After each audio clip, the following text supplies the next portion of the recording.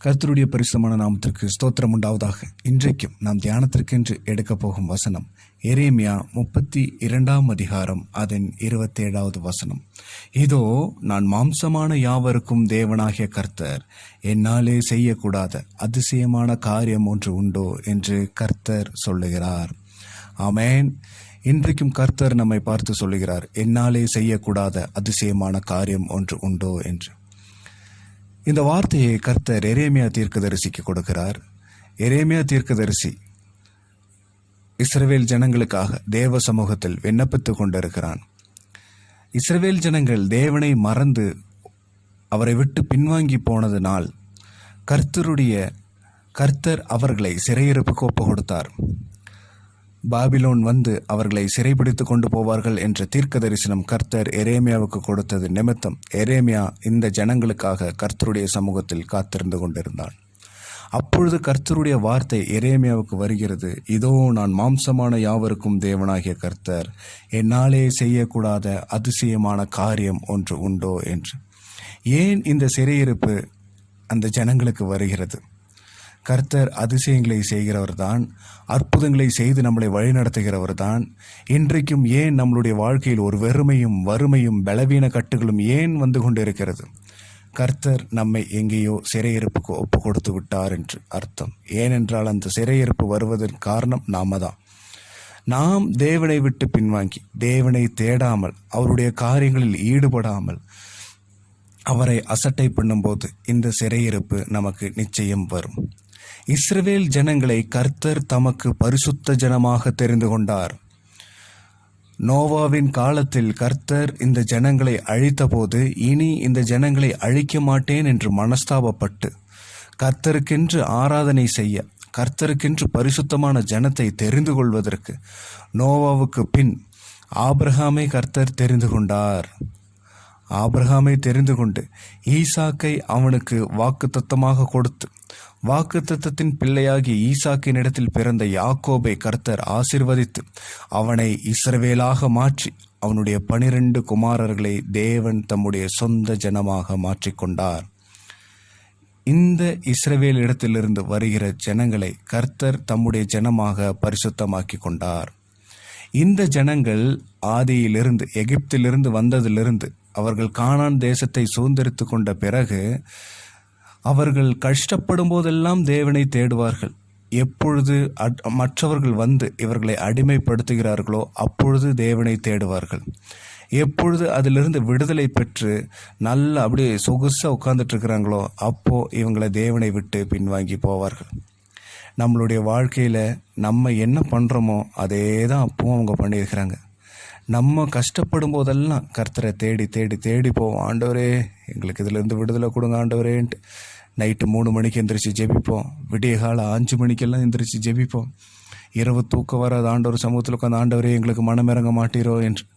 ஆனால் ஆண்டவர் அந்த தேவையை சந்தித்த பிறகு நம்ம ஆண்டவரை பார்த்து என்ன சொல்லுவோம்? ஆண்டவரே பயங்கர டயர்டு, இன்றைக்கி நான் தூங்கிக்கிறேன், நாளைக்கு ஜெபிக்கிறேன். வேதவசனம் ஐயோ ரொம்ப ஒரு அதிகாரில் இருந்து படிக்க முடியாது, இந்த கேலண்டரில் என்ன இருக்குதுன்னு பார்த்துட்டு படிச்சுட்டு நம்ம ஓடிடுவோம். கர்த்தருக்கு பிரியமானவர்களே, ஆண்டவர் எதிர்பார்க்கறது இது இல்லை, பரிசுத்த ஜனம். முதலாவது தேவனுடைய ராஜ்யத்தையும் அவருடைய நீதியும் தேடுங்கள், அப்பொழுது இவைகளெல்லாம் உங்களுக்கு கூட கொடுக்கப்படும் என்ற வசனத்தின்படி நாம் தேவனுடைய ராஜ்யத்தை தேட வேண்டும்.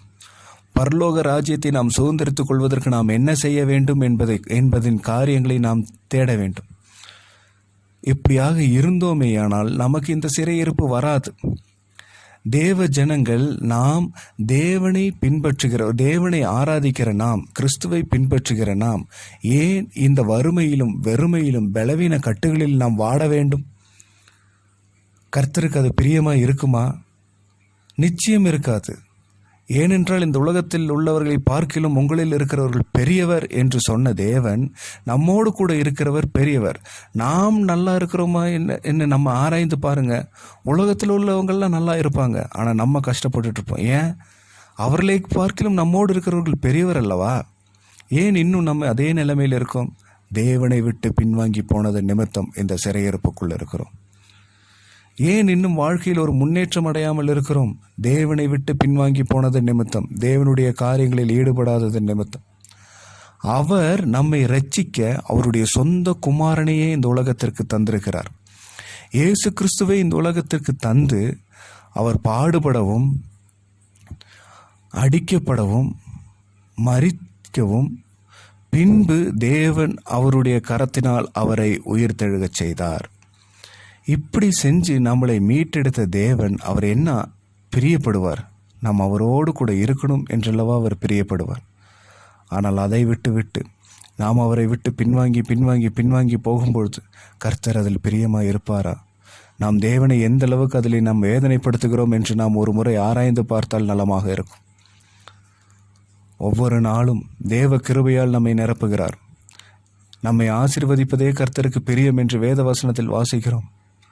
இவ்வளோ வாக்கு தத்தங்கள் பைபிள் எடுத்து பார்த்தா அத்தனையும் வாக்கு தத்தங்கள் நம்மை பலப்படுத்துகிற கிறிஸ்துவினாலே எல்லாவற்றையும் செய்ய நமக்கு பலனுண்டு என்ற வசனமெல்லாம் இருக்குது. நம்ம அதெல்லாம் உச்சரிப்போம். ஆனால் தேவ காரியத்தில் எப்படி இருக்கிறோம்? தேவனை உண்மையாக தேடுறோமா? முழு உள்ளத்தோடு தேடுறோமா? முழு இருதயத்தோடு தேவனை தேடுகிறோமா? அல்லது தேவனை சும்மா ஒரு கடமைக்காக நம்ம போகிற வழியில் பார்த்துட்டு போகிற ஒரு ஆளைப்பறி பார்க்குறோமா? இல்லை, தேவனுக்கு கொடுக்க வேண்டிய முக்கியத்துவம் நம்மளுடைய வாழ்க்கையில் கொடுக்க வேண்டும். அவரை நாம் அசட்டை பண்ணினோமெனால் நம்மையும் அவர் அசட்டை பண்ணுவார். நம்மளுடைய வாழ்க்கையில் இருக்கிற இந்த சூழ்நிலைக்கு காரணம் அவர் கிடையாதுங்க. எப்பொழுதும் நல்லா ஞாபகம் வச்சுக்கோங்க, நாம் நிற்கிற இந்த சூழ்நிலைக்கு காரணம் நம்ம தான். நாம் ஒரு பொழுதும் தேவனை குற்றம் சாட்டவே கூடாது.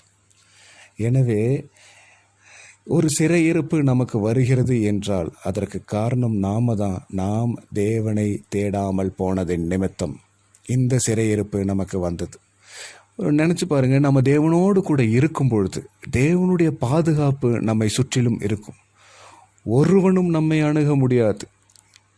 யோபுவை வேலி அடைத்து பாதுகாத்த தேவன் நம்மையும் வேலி அடைத்து பாதுகாப்பார். சோதனைக்காரன், நீர் யோபுவை சுற்றிலும் வேலி எடுத்து பாதுகாத்ததுனால அல்லவோ அந்த வேலையை எடுத்து பாருங்க, அவன் உங்களை மறுதளிக்கிறானா என்ன என்று தேவ சமூகத்தில் போய் நின்று கேட்கிறான். அப்போ கர்த்தர் ஒருவனை வேலையடைத்தால் அவனிடம் யாரும் நெருங்க முடியாது. அவனிடம் எந்த சோதனையும் நெருங்கி வராது. அவனிடம் எந்த பாபிலோனும் திரும்பி வராது. அவனுக்கு எதிராக எந்த சிறையிருப்பும் படையெடுத்து வராது. ஏனென்றால் கர்த்தர் அவனுக்காக யுத்தம் செய்கிறார். எனவே இந்த நாட்களில் நம்மளுடைய இந்த சிறையிருப்பை திருப்புவதற்கு கர்த்தர் சித்தமாயிருக்கிறார். நாம் செய்ய வேண்டியது தேவனோடு சேர்ந்திருக்க வேண்டியது, தேவனுக்கு முக்கியத்துவம் கொடுப்பது, தேவனுடைய ராஜ்யத்தை தேடுவது. இயேசு கிறிஸ்துவின் இரத்தத்தாலே நம்மளை கழுவி சுத்திகரித்திருக்கிறார். பாபிலோன் சிறையிருப்பிலிருந்து அவங்க திரும்ப வருவதற்கு 70 வருஷம் ஆச்சு. ஆனால் இன்றைக்கு அத்தனை வருஷம்லாம் நம்ம காத்திருக்க வேண்டியதில்லை. இயேசு கிறிஸ்துவை நாம் விசுவாசித்த அந்த நொடியே கர்த்தர் நம்மை சிறையிருப்பிலிருந்து மீட்டு கொண்டார் என்ற விசுவாசம் எனக்குள்ளும் உங்களுக்குள்ளும் இருப்பதின் நிமித்தம்தான் நாம் இன்று வரைக்கும் நம்மளுடைய ஜீவன் நம்மளை விட்டு போகாமல் நம்மை தேவன் காத்து கொண்டிருக்கிறார். எனவே இயேசு கிறிஸ்துவை விசுவாசி, அப்பொழுது நீயும் உன் வீட்டாரும் ரட்சிக்கப்படுவீர்கள் என்ற வசனத்தின்படி நாம் இயேசு கிறிஸ்துவை விசுவாசிப்போம். இந்த சிறையிருப்பிலிருந்து கர்த்தர் நம்மை திருப்புவார். அவராலே செய்யக்கூடாத அதிசயமான காரியம் ஒன்று உண்டோ? இன்றைக்கு நாம் எந்த சூழ்நிலையில் இருந்தாலும் தேவனோடு சேர்ந்து நிற்கும், தேவன் பட்சமாய் நாம் திரும்பும் பொழுது எதுவாக இருந்தாலும் கர்த்தர் இன்றைக்கு நம்மை அதிலிருந்து விடுவிப்பார் என்ற விசுவாசத்தினாலே கர்த்தருக்கு காத்திருப்போம். பரலோக ராஜ்யம் மிக மிக மிக சமீபமாயிருக்கிறது. தேவராஜ்யத்தில் கர்த்தரை நாம் ஆராதிப்போம். இந்த வார்த்தைகளை கர்த்தர் தாமே ஆசீர்வதிப்பாராக. ஆமேன், ஆமேன்.